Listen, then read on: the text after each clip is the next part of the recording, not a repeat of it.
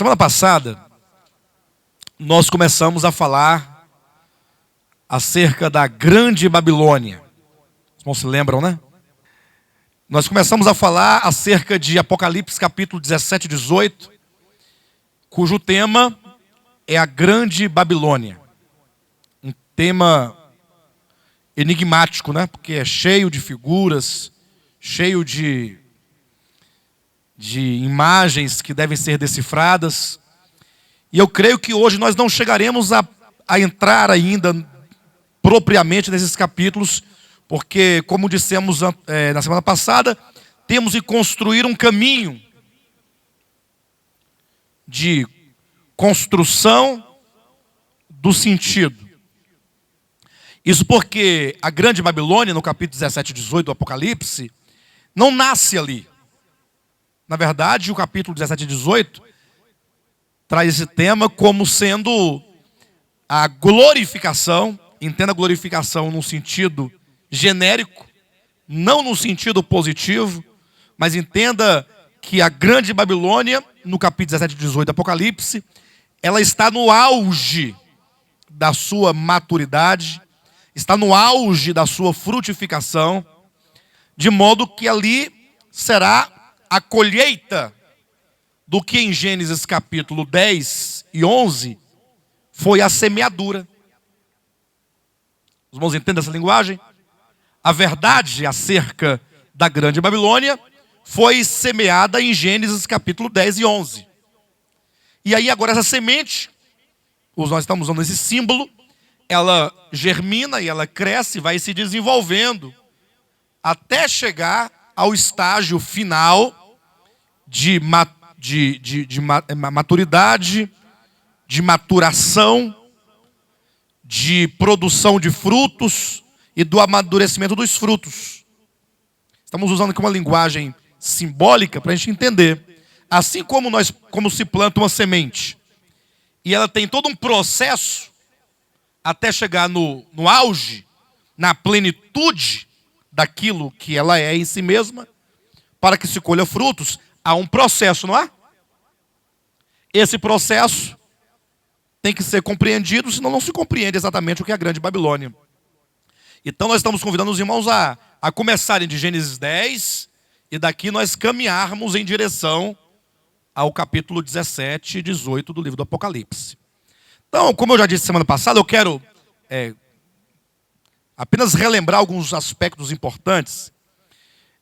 Que o reino de Babel, porque em capítulo 11 de Gênesis diz que os homens pós-diluvianos, os que sobreviveram ao dilúvio, e então se multiplicaram, que foram os filhos de Cã, Sem e Jafé, são os 3 filhos de Noé. 300 anos depois do dilúvio, eles já eram uma grande civilização. E eles se instauraram exatamente na terra chamada Sinar, que é o lugar da Mesopotâmia. Ali exatamente onde eles construíram a cidade e a torre, né, que receberam o nome de cidade Torre de Babel. Não é isso mesmo? Então, para entender com bastante precisão, temos que entender a origem. Olha aqui em Gênesis capítulo 11, nós temos Babel. E até morfologicamente falando, nós vemos o seu crescimento.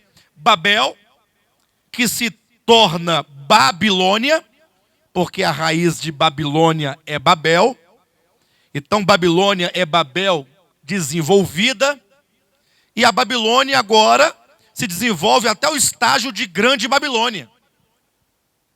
Então quando você falar da Grande Babilônia, aquela prostituta lá que está no capítulo 17, você não deve olhar simplesmente lá. Porque é por esse motivo que quando você acessa a internet atrás de assistir vídeos que falam de profecias, se fala de tudo acerca daquela prostituta do Apocalipse 17 e 18. Só que eles erram. E por que erram? Ora, porque eles querem conceber uma ideia isolada da sua história. Então, aquilo que é Grande Babilônia e Apocalipse é a mesma Babel, só que agora crescida, desenvolvida e amadurecida. Então, qual é a origem de Babel? A origem é Nimrod. Está no capítulo 10 de Gênesis. Os irmãos podem abrir a escritura? Capítulo 10, versículo 9 e 10, que diz assim. Podemos ler a partir do 8, né? Capítulo 10, versículo 8, 9 e 10, que assim diz. Cuxi gerou a Nimrod. Olha Nimrod onde aparece aí. O qual começou a ser poderoso na terra. Foi valente caçador diante do Senhor. Daí dizer-se, como Nimrod, poderoso caçador diante do Senhor. O princípio do seu reino foi Babel, Ereque, Acade e Calné, na terra de Sinar. Então está aí. Aqui é a origem, aqui é o começo daquilo que será no Apocalipse a grande Babilônia. Então veja o que se diz. Versículo 8 diz, Nimrod ele tornou-se poderoso na terra. Então qual é a imagem que você tem de Nimrod quando você lê esse versículo? Que ele foi um homem de bastante poder e bastante influência sobre as pessoas. E aqui tem um detalhe interessante. O dom da palavra, o dom da comunicação, os irmãos sabem que nós somos seres humanos, isso é humanamente falando. Saia do campo teológico e vamos pensar no campo natural. Por que nós somos homens e dominamos, em certo sentido, sobre a criação? Quando eu digo dominamos, eu quero dizer, o homem, dentre todos os que habitam a terra, porque tem os animais, tem a cobra, o lagarto, o macaco, o jacaré, a girafa, o cavalo, a égua, o saci, não é? Não, saci não tem, né? Não tem. Mas de todos, o homem, enquanto criatura, no meio de tantas outras criaturas, é o único que transforma o meio em que ele vive. Não é isso mesmo? É o único que sujeita à sua vontade a criação. Então, qual é o elemento que faz do homem um ser diferente dos demais animais? É a linguagem articulada. Essa capacidade de conversar e de interagir e de criar laços e criar comunidades. Então, esse é o elemento, humanamente falando, que diferencia o homem dos animais.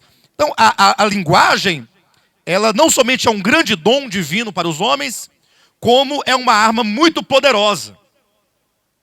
Muito poderosa. Inclusive, historicamente falando, vivemos hoje na era da linguagem, na era da comunicação. O poder não está hoje nos escudos, nem nos mísseis, nem na bomba atômica, está no discurso. É a era em que nós vivemos. Então, o discurso que acaba convencendo pessoas, mudando pessoas, influenciando pessoas, pode ser tanto usado positivamente quanto negativamente. No caso de Nimrod, ele foi um grande orador que influenciou toda uma época, no seu tempo, uma civilização para o mal, com o dom da fala. Diz o texto que Nimrod, ele começou a ser poderoso na terra. Foi valente caçador diante do Senhor, daí dizer-se como Nimrod, poderoso caçador diante do Senhor. E aí quando se lê essa expressão, valente caçador diante do Senhor, a primeira impressão que nós temos é qual? É que ele era um caçador, e era alguém que era de Deus, servia a Deus, que é diante de Deus, né? Quem está diante de Deus. Só que esse diante de Deus, se você tomar o texto, ou a palavra grega, ou hebraica, melhor dizendo, você perceberá que ela significa aquele que olha na face de Deus, como aquele que encara o Criador, aquele que desafia o Criador. Nimrod, ele surge no contexto da antiguidade como sendo o protótipo do homem que se rebela frontalmente a Deus. É lógico que antes de Nimrod vai aparecer Caim. Só que Caim não foi ousado. Caim, quando percebeu que as coisas não iam bem para o seu lado, que ele havia matado o seu irmão, que Deus logo lhe procurou, ele simplesmente, a Bíblia diz que ele se retirou. Ó. Ele se retirou e foi habitar uma terra distante chamada Nod. Então Caim, ele tem um coração mau, sim. Perverso, é verdade. Só que ele não ousou afrontar ou confrontar o Eterno. Ele se retira da presença de Deus. Nimrod, ele não se retira, ele encara, como quem desafia o Criador. E nós sabemos disso, porque o começo do seu reino foi Babel.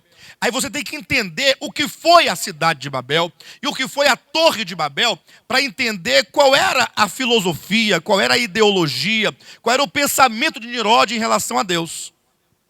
Aí nós sabemos então que com o dilúvio, Deus havia destruído então aquela humanidade daquele tempo, salvando apenas Noé, a sua mulher, seus 3 filhos e suas 3 noras. Um total de 8 pessoas que foram salvos, ou salvas as pessoas, através das águas. Tão logo saíram da arca, estavam apenas os 8 na terra. E daí começa uma multiplicação, cada um dos filhos de Noé com a sua esposa. 300 anos depois, tinha lá centenas e milhares de pessoas já. Só que aí Nimrod, ele começa a raciocinar. E esse raciocínio Nimrod, ele está aqui subtendido, está presente, está latente aqui na própria estrutura da cidade da Torre de Babel. Ele, num dado momento, ele reúne as pessoas, ele convoca para uma grande assembleia todos os homens daquele lugar, porque Nimrod logo percebe o quê? Que os homens iam crescendo, se multiplicando, aí um ia pegando a família e ia para um lado, outro ia para o outro lado, e o povo estava se espalhando. E aquilo incomodou muito Nimrod. Nimrod tinha um pensamento político muito forte, muito aguçado. Ele pensou, olha, se esse povo se espalhar, vamos perder força, não vamos? Vamos enfraquecer. Então ele chamou todo mundo, falou, pessoal, nós não podemos nos espalhar. Nós temos que permanecer juntos. Juntos. E isso, olha a razão dele. Para que tornemos célebre o nosso nome. Para que o nosso nome seja perpetuado na face da terra. Ora, de onde ele tira essa ideia? Ele tira da seguinte situação, que os seus antepassados, os seus pais, os antediluvianos, os pré-diluvianos, eles tiveram o seu nome apagado da terra. Então Nimrod está ponderando o seguinte, ora, esse Deus é engraçado, né? A gente não pode nem viver, nem se divertir, que ele quer matar a gente. Matou nossos pais todos. Vai que Deus decide agora apagar o nosso nome também da terra. Nós não podemos permitir que o nosso nome seja apagado da face da terra, como foi apagado o nome dos nossos pais, os pré-diluvianos. Precisamos nos fortalecer, portanto. E talvez, aí eu começo a conjecturar, você vai construindo a ideia. Alguém fala assim, mas Nimrod, pensa você comigo. Deus fez um pacto com Noé, colocando no céu o seu sinal do arco, dizendo que jamais ele destruiria novamente a terra com água. E aí é onde vem a ponderação e a conjectura de Nimrod. E você acredita nele? Um Deus que foi capaz de matar todo mundo? Vai que ele resolve matar de novo, e aí? Nesse caso, né? Então, pensando assim, então, mas o que se pode fazer para resolver esse problema? É onde se diz no capítulo 11, façamos uma cidade e construamos uma torre, cujo tope alcance os céus. A cidade, como um centro político, seria a futura polis dos gregos, seria para o povo se manter reunido. É como que aqui na cidade nós temos de tudo que podemos ter. Segurança, comida, tudo podemos fazer aqui para que não sejamos espalhados. E a torre, cujo tope chegue aos céus. Certamente ele pensava num possível dilúvio, e aí eles poderiam se refugiar no alto dessa torre. Tanto é verdade o que estamos dizendo, que Deus teve que intervir nessa história, fazer cessar esse projeto desses homens E diz também alguns estudos de arqueologia que essa torre, embora no seu estado ainda inacabado, porque eles não chegaram a consumar o seu projeto e nem poderiam, era numa espécie de um templo pagão. Tinha tanto de paganismo, de idolatria, de ídolos nessa torre, como servia também de observatório do mundo astronômico. Estudar as estrelas. É ali que tudo começa, né? Não somente a astronomia, que é legítima, mas sobretudo o aspecto místico da astronomia, que é a astrologia. É o aspecto místico da coisa. Então, ali é o início de toda a apostasia. Primeiro, de abandonar o Deus verdadeiro para fazer da criatura ou de criaturas o seu Deus. Isso é um grande abandono. Isso é uma grande apostasia. Esse abandono é uma apostasia. Deixar de render graças ao verdadeiro Deus. Isso porque a despeito de qualquer coisa, a despeito da religião de qualquer pessoa, todos os homens, eles devem adoração ao Criador. Porque Deus os fez a todos. E daí não somente o abandonar o Deus verdadeiro para adorar a criatura, como agora essa afronta a Deus, como quem diz, olha, se Ele quiser vir, então venha. Quando todo mundo aqui encará-lo, tete a tete, como diz o mineiro, aí ele não vai ter coragem de fazer nada. Então, não me deixam sozinho não, porque um sozinho não faz nada. Agora, se todos nós nos unirmos, se nós não formos espalhados, e nós então podemos reivindicar os nossos direitos. E se ainda assim Ele quiser mandar água, que Ele mande. Nós temos uma torre, ou teremos uma torre, que nos levará aos céus. E aqui é interessante, porque é dito, façamos uma torre cujo topo alcance os céus. Ora, se isso aqui é uma semente, entenda que a Escritura, cuidado, não é um livro de história. Não é. A Bíblia não tem o interesse de registrar a história da humanidade. Porque logo alguém vai querer comparar isso aqui, ler isso aqui e entender segundo a história da antiguidade e tal.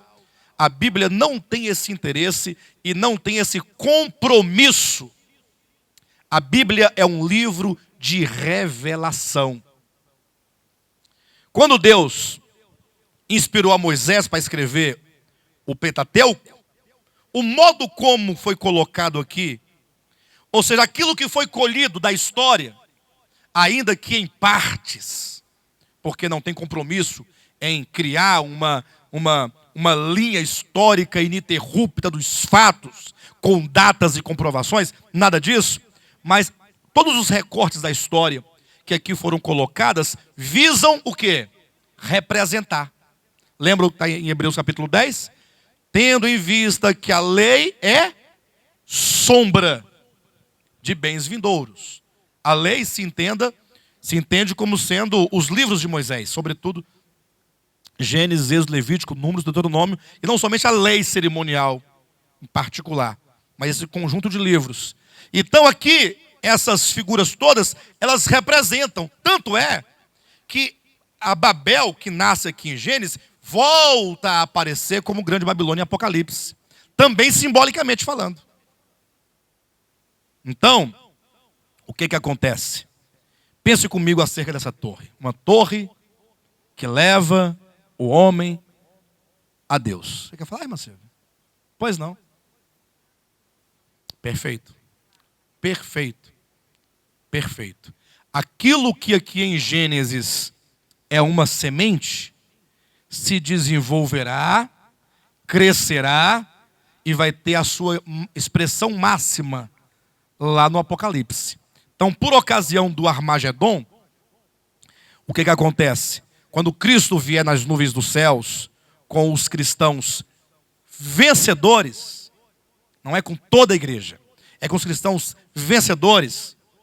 A Bíblia diz que o Senhor vai descer e colocará seus pés sobre o Monte das Oliveiras, no exato momento em que o povo de Israel, o remanescente de Israel, estará ali totalmente acuado, sem ter para onde ir, porque o anticristo, com os exércitos dos reis da terra, e com exércitos de demônios e de anjos caídos, estarão nessa perseguição a Israel, como quem busca dizimar a nação de Israel. Zacarias disse que a nação de Israel naquele tempo será usada como um cálice de tontear. Para ficar bem mais claro, é como se fosse uma isca. Literalmente falando, Deus vai usar o povo de Israel como um fator de atração. Atração fatal. Quando os homens pensarem que nós agora pegamos o povo de Israel, agora nós vamos destruí-lo completamente, que sempre foi o desejo de todas as nações ao longo da história. Quando eles pensarem, pegamos eles porque eles não têm saída, não têm para onde ir, eles estão cercados por montes. Aí os judeus, ainda incrédulos, porém, sob a influência do Espírito de Deus, que já estará na ocasião agindo na mente e no coração deles, eles vão olhar para cima e vão clamar pelo Deus de Abraão, de Isaac e de Jacó. Porque eles vão se lembrar da promessa, vão se lembrar de Abraão, de Isaac, de Jacó, como que Deus prometeu, como que Deus falou, como que Deus se aliançou com aquele povo. E aí a história desse remanescente vai se reconectar com a história dos patriarcas. Vão se lembrar do Deus de Abraão, de Isaac, quando estiverem eles em grande angústia. Está em Deuteronômio capítulo 4. Então eles olharão para cima e clamarão pelo Deus de Abraão, Isaac e Jacó. Quando eles clamarem por Iavé, que é este o Deus a quem eles servem, ou serviram, historicamente falando, aí o céu se abre. E aí eles veem Iavé descendo. Só que o Iavé que desce, para surpresa deles, foi aqueles a quem eles crucificaram. Aqueles a quem eles mataram. Já foi arrebatado tudo, não terá mais igreja nesse momento, porque o último da igreja, minimamente será arrebatado por ocasião da sexta trombeta. Esse momento já é o final, já é a segunda vinda de Cristo. Não tem crente aqui na terra mais, tratando-se da igreja. E então, quando Cristo descer, que ele pisar os seus pés no Monte das Oliveiras, este monte se fenderá em duas bandas, de um lado para o outro. E então o povo de Israel, que agora estava acuado, vendo o vale que se abre no monte, eles fugirão pelo vale e vão compor o exército de Cristo depois dos cristãos vencedores que desceram com Cristo. Aí Cristo ficará frente a frente com o anticristo que vinha perseguindo Israel com seus exércitos. O anticristo e seus exércitos, Cristo e seus exércitos. Entenderam? É o que o livro de Joel, no capítulo 3, diz: multidões e multidões no vale da decisão. E que decisão é essa de que falava o profeta Joel? A decisão da disputa que começou na queda de Lúcifer. A disputa pelo trono, pelo poder, pelo governo, pela autoridade. Ali no Armagedon é a decisão. Não que na cruz do Calvário, que foi também um encontro desses, não tivesse sido definido. Cristo venceu ao maligno. Só que tudo é uma questão de não somente vencê-lo com a morte, mas de destroná-lo cabalmente e prender a ele e a seus exércitos, todos. Para que Cristo tome de fato o poder e a autoridade definitivamente. Fala, Pedrão. Querido, eu tenho que dar uma olhada, eu tenho dúvida. O pastor Josué, inclusive, me perguntou isso há algum tempo. Eu me recordo que eu li esses 2 capítulos e conversamos sobre isso, mas no momento eu prefiro esperar um pouquinho antes de responder. Tá bom? Me foge agora exatamente todas as proposições desses 2 capítulos, eu teria que relê-los. Tá bom? Bem, por todos os efeitos, voltando ao ponto, quando Cristo agora ficar frente a frente com o anticristo, nesse vale da decisão, o anticristo então será aqui, irmã Silvia, a corporificação final e máxima, encarando o eterno na pessoa de Jesus Cristo, como sendo a consumação do espírito de Nirode, que começou em Gênesis capítulo 11. A irmã Silvia perguntou, seria porventura então esse espírito que encara Deus face a face, o mesmo que estará no anticristo ali, enquanto a consumação, a frutificação, o amadurecimento pleno daquilo? Sim. Se cumpre aqui, no mais alto grau, esse confronto, esse valente caçador, como quem olha na face de Deus. Então, pense comigo acerca da Torre de Babel, cujo tope alcance os céus. Eu pergunto para os irmãos algo, digam-me aqui.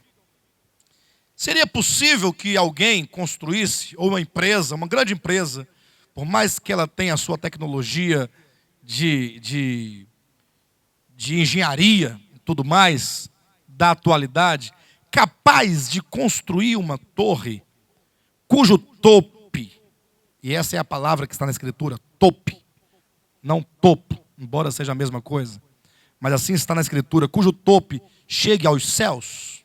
É possível. Aquelas torres lá, aqueles grandes monumentos lá de Dubai, né? Que são talvez os maiores do mundo em Dubai, ainda não chega até os céus. E olha que eles estão no limite da capacidade humana. O trem está assim para cair, ó. Vai cair, não vai, mas não cai, mas está lá. Imagine chegar até os céus. Alguém fala assim, mas seria muita ignorância do homem imaginar que ele fosse capaz de fazer uma torre dessa. Mas observa que se aqui se fala a nós, mediante uma figura, o que isso significa ou significaria? É aqui que nós vamos ver o desenvolvimento de Babel. Que será uma mulher, lá no capítulo 17 de Apocalipse, uma mulher prostituta. E olha que a figura dessa mulher vai aparecer em muitos momentos na Escritura. Essa mesma mulher vai aparecer em Mateus capítulo 13, quando é dito que uma mulher escondeu em 3 medidas de flor de farinha o fermento. Depois volta a aparecer em Apocalipse capítulo 2, versículo 20, falando de uma tal de Jezabel, que perverteu a igreja de Jesus Cristo. Essa figura dessa mulher perversa, má, que esconde, que profana, que persegue, que mata e que traz toda sorte de apostasia e de idolatria e de paganismo para o povo de Deus, ela vai se consumar no final como sendo uma grande prostituta, cujo cálice em suas mãos é um cálice de ouro, mas que tem no seu interior, no interior do cálice, abominações. Então temos que olhar essa visão global, toda ela, observando como que isso se deu.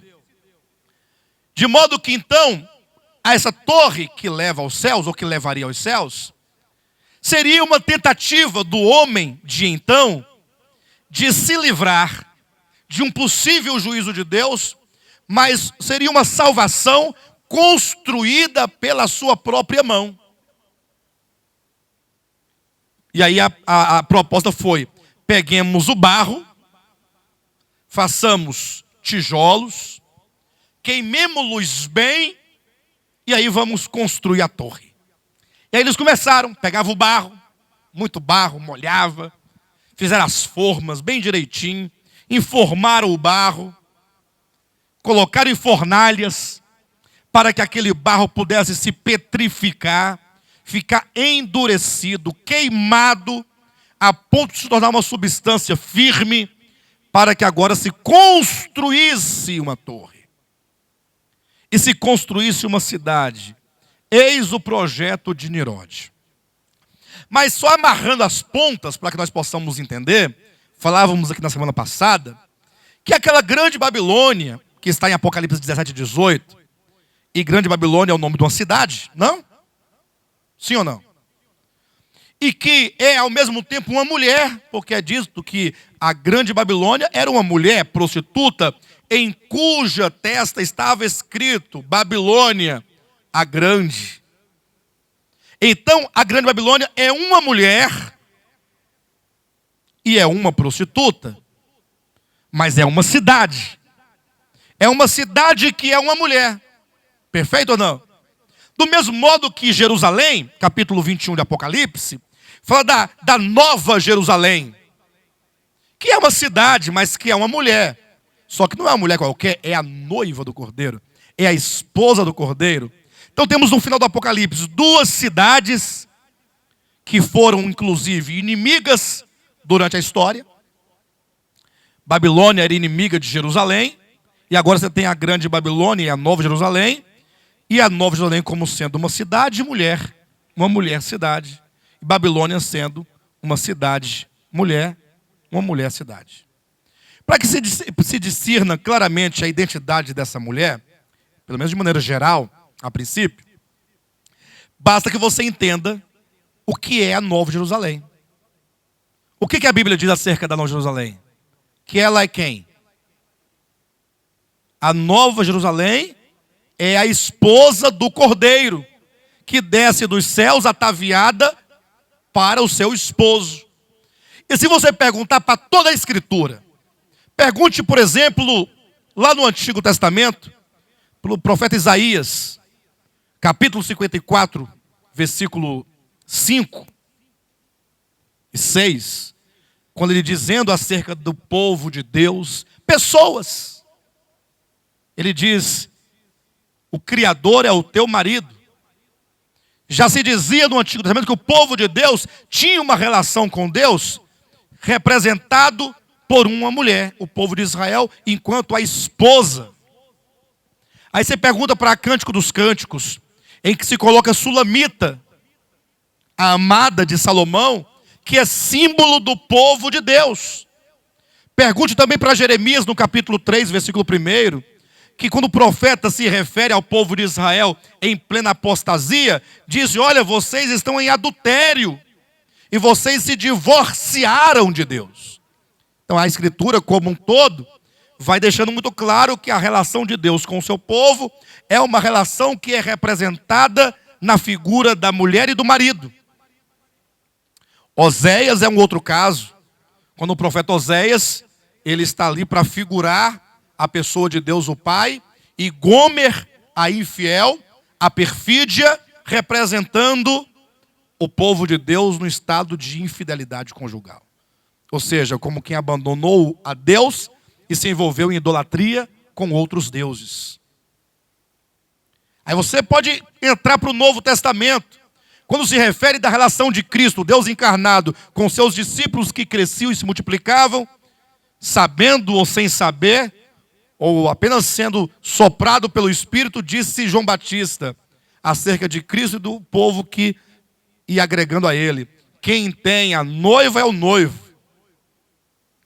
Olha a consistência da Escritura. Não é uma invenção, né?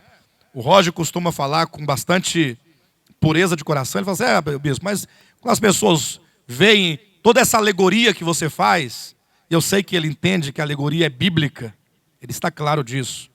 Mas é porque como a ênfase é minha, enquanto está no texto está parado, ninguém está falando dele. Mas quem vai lá e tira isso e coloca, não, é o Alexandre que faz. Mas veja a consistência que a Escritura vai trazendo de lá para cá. Deus, o marido, o seu povo, a esposa, a noiva. Antigo Testamento já tinha essa ideia. João Batista, mesmo sem cruzar para a Nova Aliança, trouxe, inspirado, consciente ou não, essa ideia. Aí vem Cristo, falando da vinda do Filho do Homem, de si mesmo, sempre demonstra o seu retorno como sendo o retorno do noivo para se casar com a sua noiva. Aí vem o apóstolo Paulo em 1 Coríntios capítulo 11, versículo 2 e 3. eu receio que assim como a serpente enganou a Eva com a sua astúcia, assim sejam vocês também afastados da simplicidade e purezas devidas a Cristo. Aí vai falando de Eva sendo enganada, porque eu quero apresentar-vos como virgem pura a um só esposo, que é Cristo. Olha a linha que se constrói nessa linguagem metafórica, falando do povo de Deus enquanto esposa. Aí vem o livro de Efésios, capítulo 5, é o apóstolo Paulo falando, olha, esposa, você deve amar ao seu marido e a ele se submeter, como a igreja a Cristo. Ó, novamente. E o marido deve amar a sua esposa como Cristo amou a igreja. E aí, para acabar qualquer suspeita de mera metaforia da ideia, aí Paulo vai falando marido, esposa, Cristo, igreja, marido, esposa, Cristo, igreja. Ele vai construindo o capítulo 5 inteiro nessa relação de semelhança, até chegar ao versículo 30 e 31, quando ele diz, grande é este mistério. Qual mistério? Do casamento. E qual é o mistério do casamento? Não tem mistério nenhum. O homem sai de casa, vai lá, pega a mulher, os dois entram para dentro da tenda, fecham a tenda. Imagina só o que vai acontecer. Qual é o mistério nisso? Todo mundo sabe o que acontece no casamento. Grande é este mistério. Mas eu me refiro a Cristo e à igreja. Em outras palavras, o casamento dos homens, Silvia e Raimundo, Rodrigo e Mônica, Poliana, Mildo e Marisete, Adriano e Kênia, Israel e a Letícia, Alexandre e Jane, Almi e Sueli. Podia falar todo mundo aqui. Líbia e Jesus. Brincadeira, irmão. Foi só uma brincadeira. Bem, entenderam? Grande é este mistério, mas eu me refiro àquela igreja. Aí que ele quer dizer que todos esses casamentos, mesmo dos não crentes, são metáforas. O seu casamento é uma metáfora.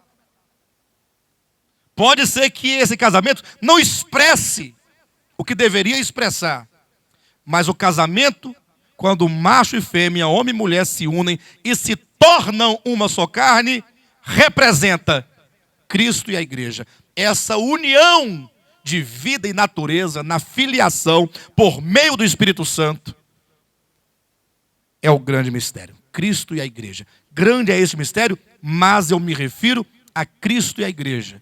Por isso que eu chegar no livro do Apocalipse, e aí você abre agora o entendimento e o coração. Quando é dito, eis, quando descia do céu a nova Jerusalém, é dito, eis o tabernáculo de Deus com os homens. Opa, se a nova Jerusalém, que é a noiva, é chamada de tabernáculo, não se assuste com isso. Então Deus habita a sua noiva. Ou não? Não é o tabernáculo de Deus?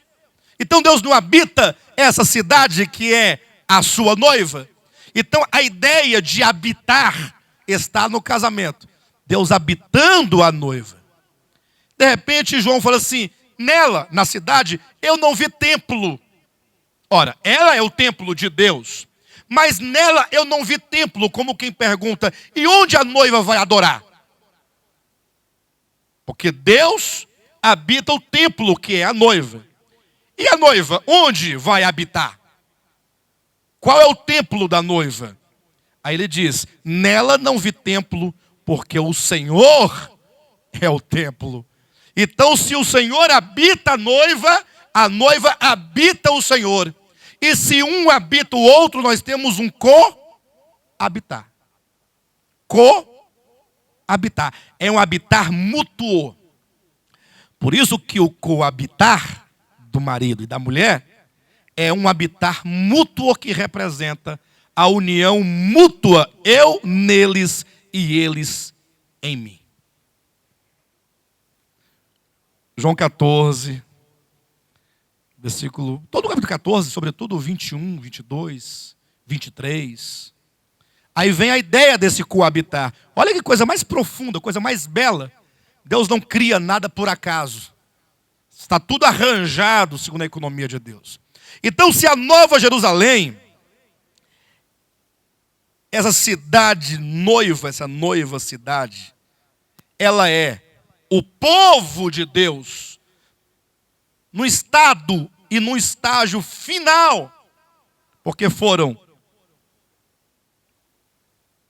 conhecidos, amados por Deus, predestinados por Ele, e então foram redimidos, chamados, justificados, regenerados, santificados, transformados, conformados e glorificados.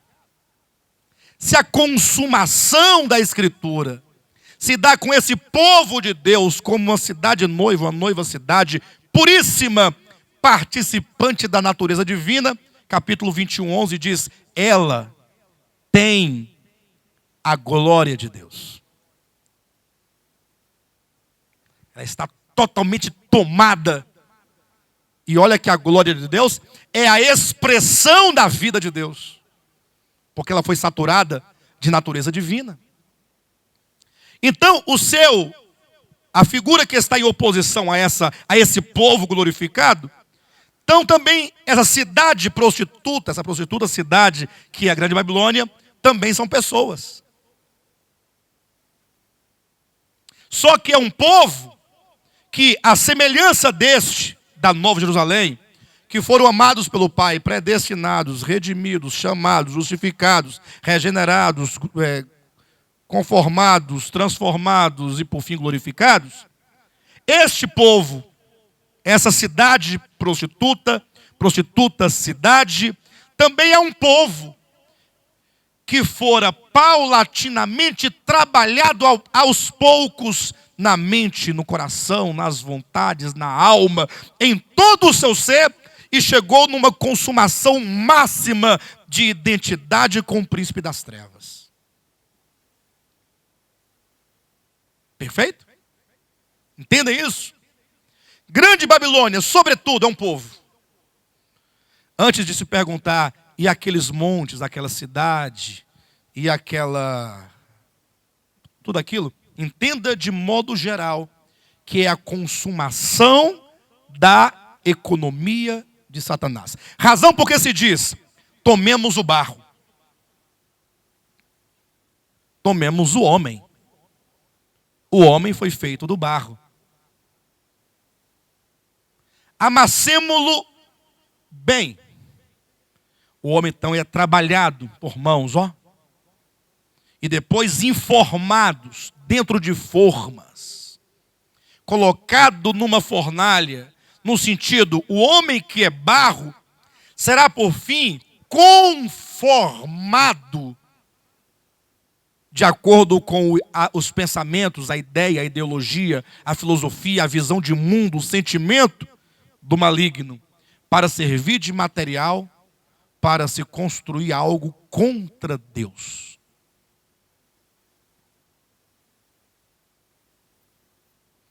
Imagine só quando Paulo diz em Romanos capítulo 12, versículo 2, e infelizmente, queridos, esse é um texto e esse é um assunto extremamente complexo, e um dos textos e doutrinas menos compreendidos pelo povo de Deus ao longo da história.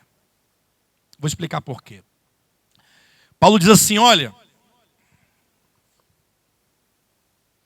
rogo-vos, pois, pelas misericórdias de Deus, e ele apresentou do capítulo 1 ao 11 as misericórdias, todas elas.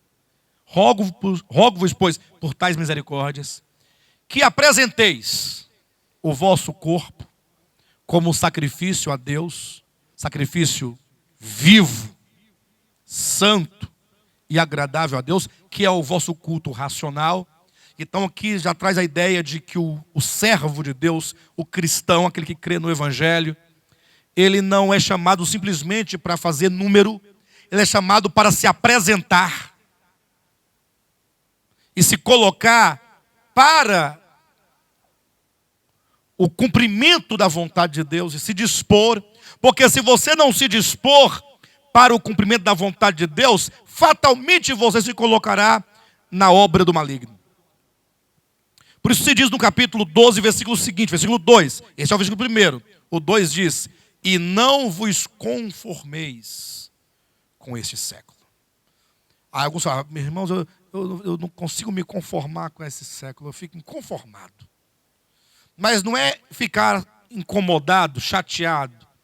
Não vos conformeis, quer dizer, não vos moldeis, não vos deixeis moldar nessa forma deste século. E aí onde está o grande problema? Os cristãos, eu quero fazer um recorte mais específico. Vamos falar o cristão desta época, deste tempo, do nosso tempo. Para nós entendermos as coisas. Eles se gabam dizendo: nós não nos conformamos a este século. Nós nos apresentamos como sacrifício vivo, santo e agradável a Deus, que é o nosso culto racional. Todo crente sabe desse texto. Os evangélicos. Texto este pregado em congressos. Abre-se os cultos dizendo: rogo-vos, pois, aleluia, xarará. Beleza. Só que tem um detalhe e tem um problema. Que a despeito de todo esse ufanismo, estão sendo conformados ao mundo, pensando que não estão. Pastor, mas como é possível alguém estar sendo conformado ao mundo, pensando que não está? Simples. Se você errar o conceito, você errará a prática.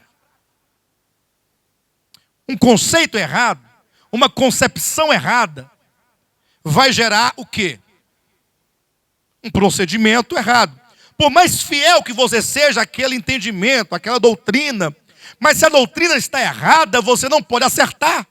Porque você seguindo uma doutrina equivocada, você só pode chegar a um resultado equivocado.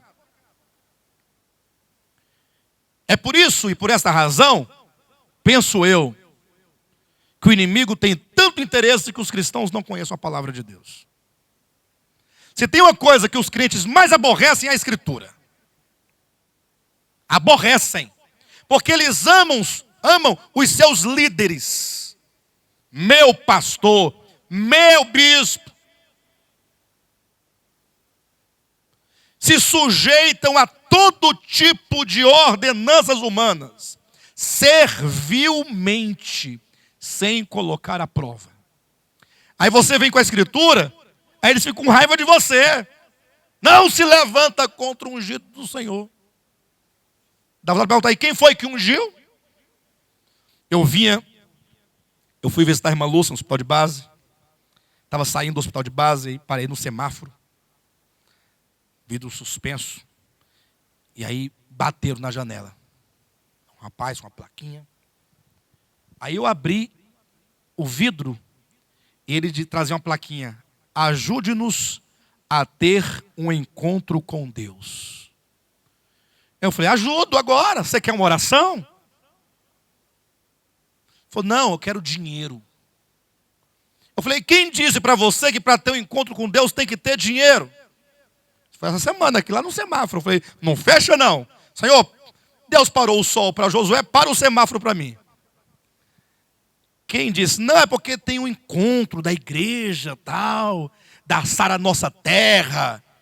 Eu falei: então por que você não pede para o bispo Rodovalho? Ele tem muito dinheiro. Vem pedir no semáforo, isso é uma vergonha para os crentes.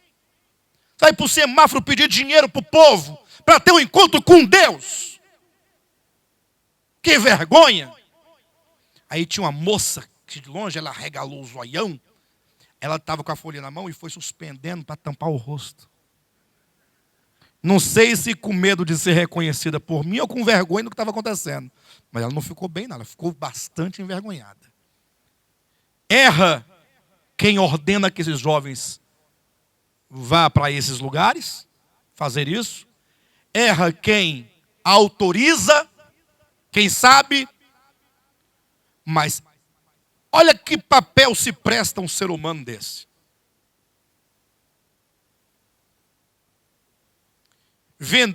Tem uns que vendem pirulito para ajudar a obra, vendendo.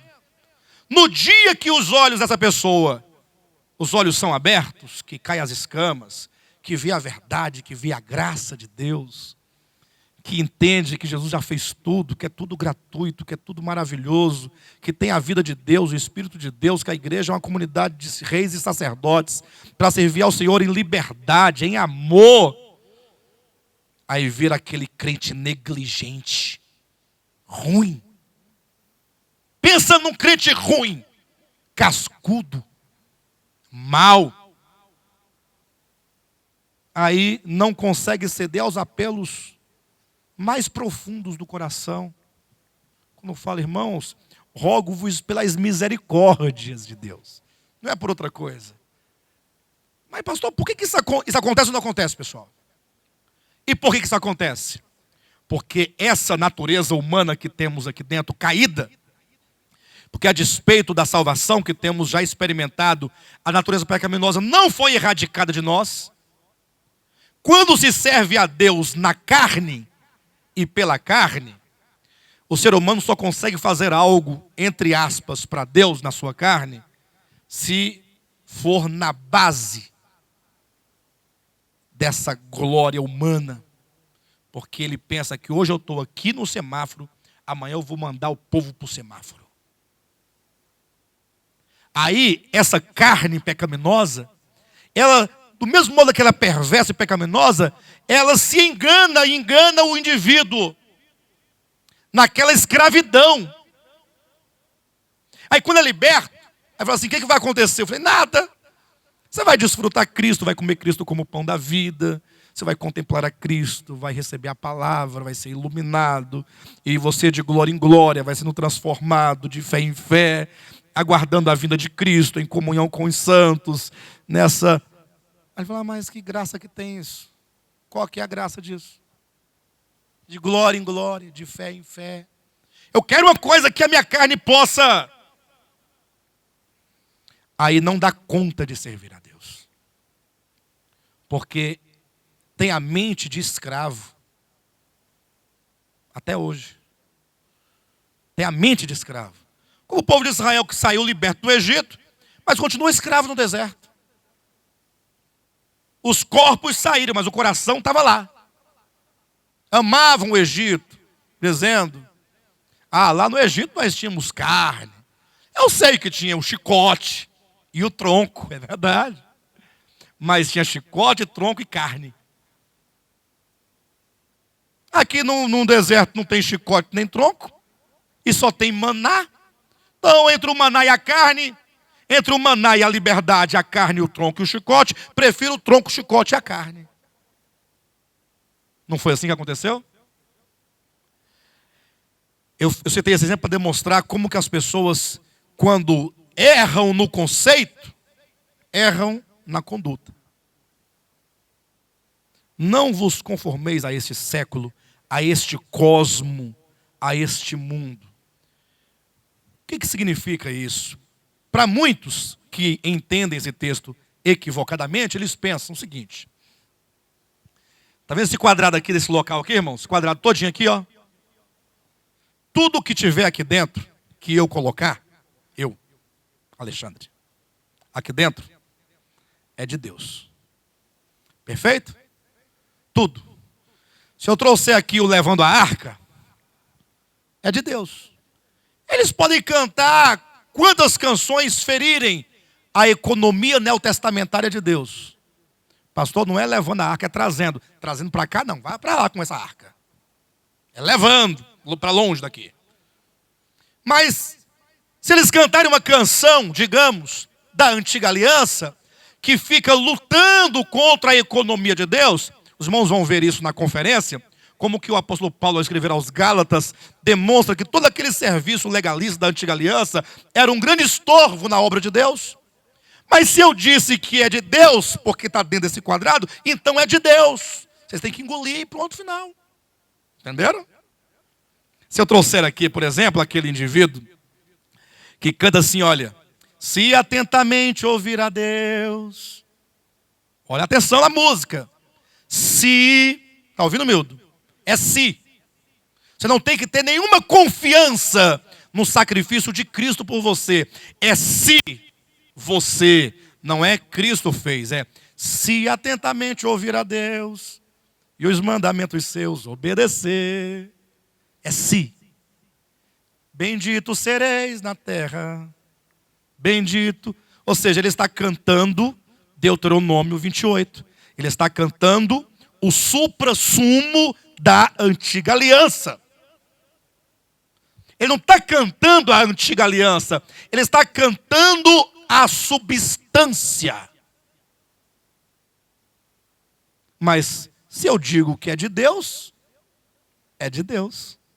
Vocês devem não somente aplaudir, mas devem disputar os lugares mais próximos para receber tais canções.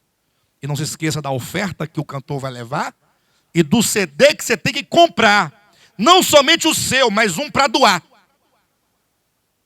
Um outro para doar. Depois para o semáforo lá. Entenderam vocês, todo mundo aqui? Isso aqui é de Deus. Agora, qualquer coisa que tiver do quadrado para fora é tudo do demônio, porque é mundo. Ou seja, mundo é qualquer coisa que não somos nós. Aí eles colocam o mundo, né, delimitado por limites específicos. Olha, você pode ir ao supermercado, mas você não pode entrar num bar. Pastor, e pode entrar num bar? Pode entrar num bar. Por que não pode entrar num bar? Ué, você está precisando de comprar alguma coisa que tem num bar, você não vai entrar por quê? Porque o diabo está lá, você está com medo dele? Ou você está com medo de se corromper? Ou de ser confundido? Onde é que Jesus Cristo andava quando ele estava na terra? Entre os pecadores. E ele foi acusado, pô, olha lá o Messias lá. Eu falei para vocês, olha lá, ó. Eu estou falando, vocês não acreditam? Está lá, ó. Entre os pecadores, está lá com as prostitutas, com os publicanos e com os samaritanos. Lógico que ele não se envolvia como quem se assenta na roda dos escarnecedores. Não. Mas ele ia a essas pessoas onde estavam e as influenciava com a sua palavra. Com o seu amor. Entende isso? Bem, então foi concebida a seguinte ideia. Tudo o que nós pregamos aqui que é de Deus, é do céu. Agora o que não é daqui é do mundo. Por isso que já foi pregado que calça jeans para mulher era do mundo. E hoje estão tendo que engolir as irmãs tudo com calça esporte.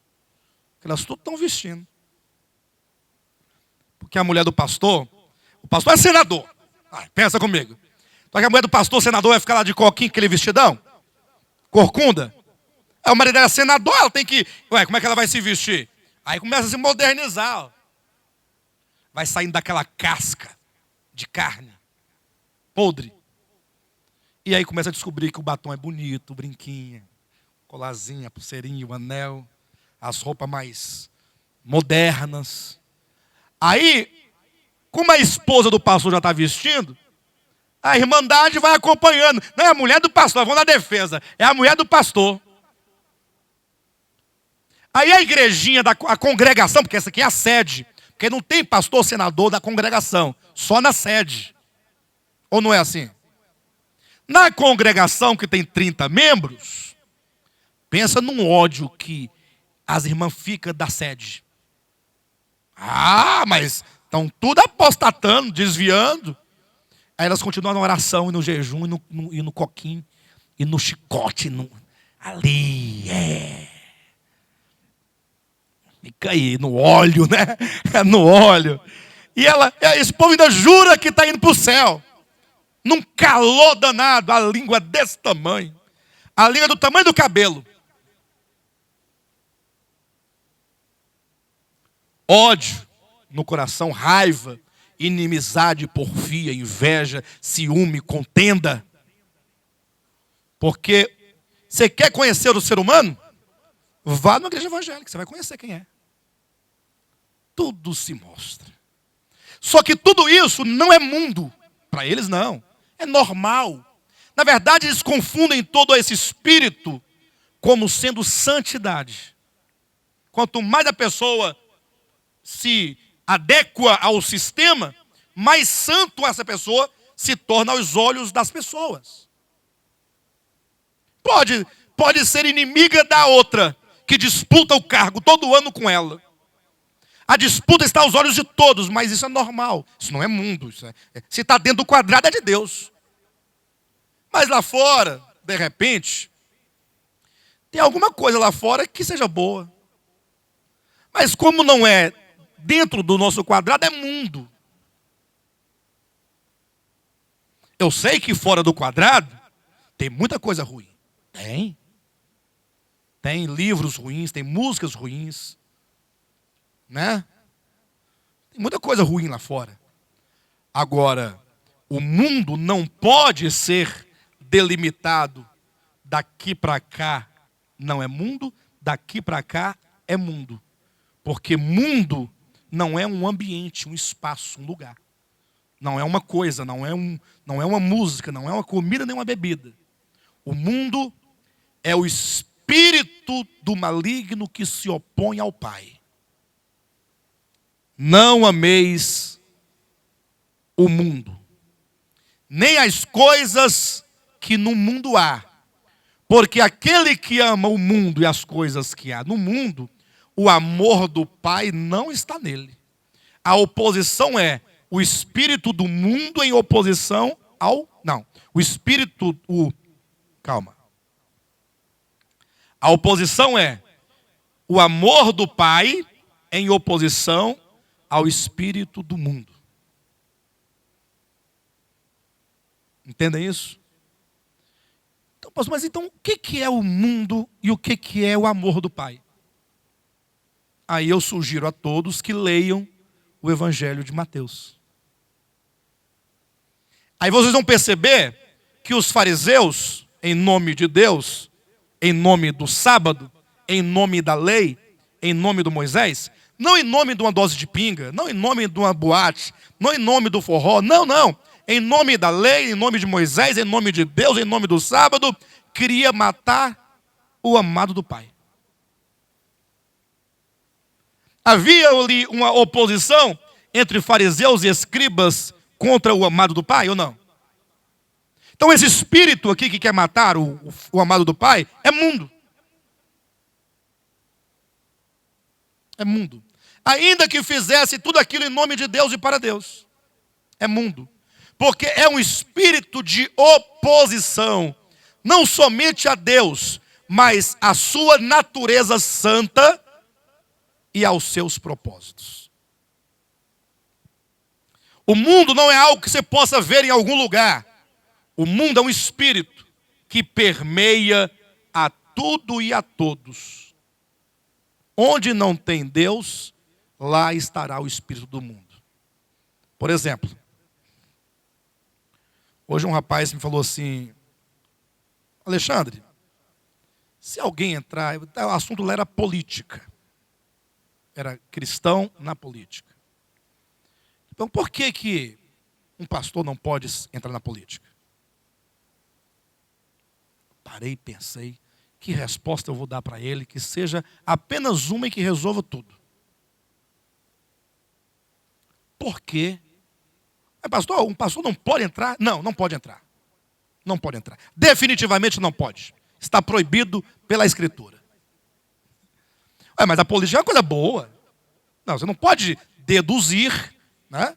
Você não pode deduzir que a política em si mesma seja má, pecaminosa. Ou deduzir que ao entrar, fatalmente vai se corromper. Não pode deduzir assim. De fato, a política é uma coisa boa. Entretanto, a partir do momento que eu, como um pastor, me coloco para ser o representante do povo, eu tenho que buscar os interesses de quem? Do povo.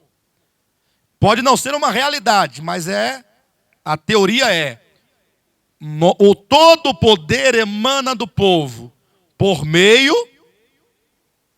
dos seus representantes. Em poucas palavras. Então aquele que vai para o Congresso vai representar o povo, representar o Estado, representar a nação. Certo ou não? Então aquele que representa não busca, não é os interesses do povo, não é os interesses da nação. Então o que é coerente que se faça aqui? Que ele represente. Então quando trouxer, por exemplo, um tema, não importa qual seja o tema, vou colocar um tema aborto. Então, quem busca o interesse do povo não pode responder pelo povo. Ou pode? E não pode querer implantar a sua moral cristã sobre o povo. Não, porque eu sou evangélico, eu vou lutar aqui. Não, está errado. Você tem que perguntar para o povo. Você não é representante do povo? Faça um plebiscito. Pastor, mas você está a favor do aborto? Não, não estou a favor de nada. Eu estou dizendo que aquele que representa o povo tem que fazer a vontade do povo. E se o povo quiser algo que é contrário à vontade de Deus, então o pastor não deve fazer a vontade do povo, deve fazer a vontade de Deus. Porque nós queremos transformar o mundo. Quer transformar? Ide por todo o mundo e pregai o evangelho a toda criatura. Porque o evangelho é o poder de Deus. Está preocupado com os homossexuais e quer convertê-los, quer livrá-los da perdição, do apodrecimento do pecado neles? Leve o poder de Deus para a salvação de todo o que crê. Você quer mudar o mundo mudando leis? Se a lei de Moisés, que se vingava do transgressor com apedrejamento, não mudou o homem, a lei do Brasil vai resolver? Gente, é muita ignorância. Eu quero mudar o mundo. Vá pregar o evangelho. Poder de Deus para a salvação de todo aquele que crê. Aí você vai mudar. Pode não mudar como se quer, mas onde houver fé, ali haverá mudança profunda. Os irmãos entendem essa questão? Então, o espírito do mundo, ou o mundo ao qual não devemos nós nos conformar, não são os costumes e os usos e as culturas. Até porque é impossível se ter uma igreja do mesmo ministério em tantas culturas diferentes. Não há homogeneidade nisso. Não tem como. Os povos são diferentes. Pensam diferentemente. Não é? Então, quando fala, não vos conformeis a este mundo, antes, apresente-se a Deus, quer dizer, olha, a sua mente e o seu coração precisam pensar como Deus pensa. Não se deixe envolver pelas filosofias desta era. Não se deixe arrastar pelo espírito dessa era que é contra Deus. Porque o espírito dessa era, mesmo em nome de Deus, distancia o povo de Deus dos seus caminhos. Por exemplo, Jesus falou, nisto o mundo saberá que sois meus discípulos. 2 pontos. Nisto o quê? Como é que o mundo reconhece um discípulo de Cristo?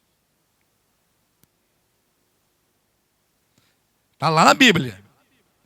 Nisto conhecereis, ou o mundo conhecerá que sois meus discípulos, se fizerdes campanha. Se fores prósperos. Prósperos, dinheiro, riqueza. É isso? Se cantar gemendo e babando e caindo e rastejando. É isso? Nisto conhecereis que sois meus discípulos. Se andardes de saião. Se andardes de cabelão. Nisto conhecereis. Nisto o quê? Se não fores ao shopping. Se não fores ao cinema. Eu fiquei muitos anos sem ir ao cinema, porque era pecado. Hoje continuo sem ir porque não gosto. Quando eu vou, eu durmo. Ó, o filme não acaba nunca, não tem nada com nada. Mesmo quando tem uns filmes bons aí. Mas é assim mesmo. Nisto conhecerão que sois meus discípulos, se não beberes cerveja.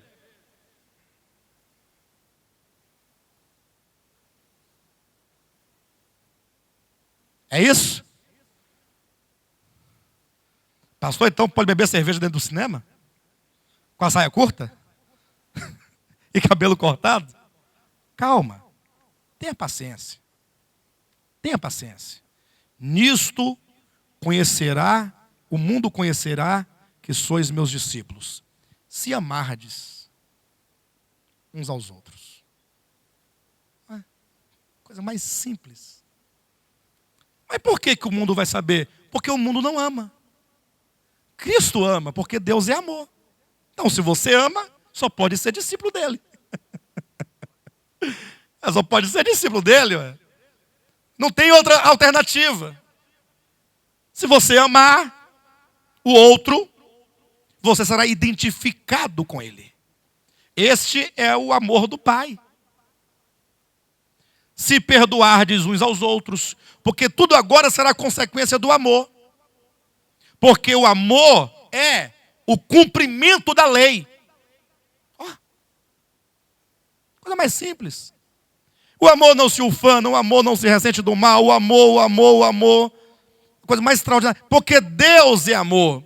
Não quer dizer que você não tem suas fraquezas. Tem. Mas as suas fraquezas não te dominarão eternamente e perpetuamente. Logo você vai cair na real de que você é um servo de Deus, um discípulo de Cristo, e você não permitirá que o sol se ponha sobre a sua ira. E você estenderá a mão de perdão, como quem oferece perdão, como quem pede perdão, discípulo de Cristo. E aí tudo estará certo, tudo estará certo. Porque o fruto do Espírito é amor. Primeiro da lista. Porque só o Espírito pode produzir amor. Aí eu fico achando engraçado. Vocês aqui são minhas testemunhas. Quem está em casa é testemunha. Quem vai assistir pela internet é testemunha. Me responda em nome de Jesus. Quando você viu o cristianismo sendo identificado com Cristo por causa do amor? Quando? Vai, Pedro, me fala, Pedro. Você que já andou esse mundão todo aí. Me ajuda aí, pessoal. Rodrigo. O mundo reconhecendo. Olha os discípulos de Cristo aí, ó. É porque você sabe, eles amam. Quem já viu isso aqui? Não, sejam honestos. A Igreja Católica Romana matou o povo, tudo que pôde matar, e tomou as terras de todo mundo. E vendeu a salvação e fez o que quis. Igreja Romana, historicamente falando.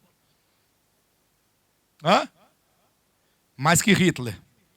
Aí veio os protestantes, que fez aquela canção, né? Como é que é? Jeová castelo forte é. Aí mata o Anabatista. O que fugia da perseguição para não morrer, matou o outro porque não tinha a mesma fé sua. O que está acontecendo, pessoal? Grande movimento de reforma associado ao capitalismo. O espírito do capitalismo era o espírito da reforma protestante. Leiam Max Weber e vocês vão saber no livro O Espírito do Capitalismo e a Ética Protestante. Leiam. Para conhecer, tem que entender isso aí. Porque a história que nos contaram no Brasil é mentira. Não teve nenhum cavalo branco no riacho. Tal. Conversa velha, era um pangaré. Quase morrendo. E Dom Pedro I com diarreia. Com diarreia de medo. Não, eu não estou mentindo, não. Está ali, professor de história, pergunte para ele. Gente, o povo mentiu para nós a vida inteira e nós estamos acreditando em tudo.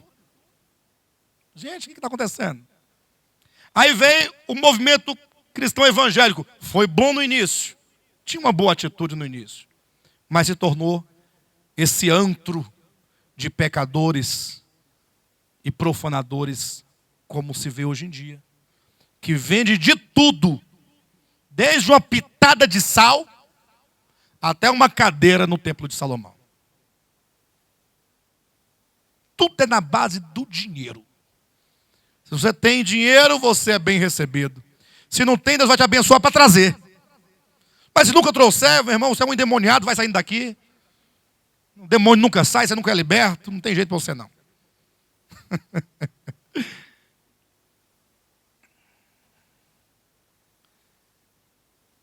Mais ou menos por aí o caminho. É o espírito do mundo. Bem, tudo isso nós estávamos falando de quê mesmo? Do barro que amassa e fazem os tijolos. Amassemos-los bem, façamos tijolos para construir. Esse grande sistema babilônico de Satanás, que está sendo construído ao longo dos tempos, é feito de homens que pensam e sentem como pensa e sente o maligno. Esse espírito de disputa. Não tem uma disputa? Os homens não disputam 24 horas? É uma disputa em todos os âmbitos. Onde você for, o homem está disputando, está ganhando vantagem, querendo tomar o que é do outro. Tem dificuldade de repartir, de ver o outro. Fala assim, rapaz, ó, pega aí 100zão para você dar uma respirada. Gente do céu. Tem gente do seu lado precisando de 100 reais. E você tem 200 e não dá 100. Do seu lado, precisando respirar um pouquinho. Mas é porque é o seguinte, cada um tem a sua vida. Entenderam? Cada um que se vira. É a lei do mais forte. Já dizia o poeta Machado de Assis, né? Aos vencedores, as batatas. Ou seja, tem um grupo de guerreiros aqui caminhando, morrendo de fome.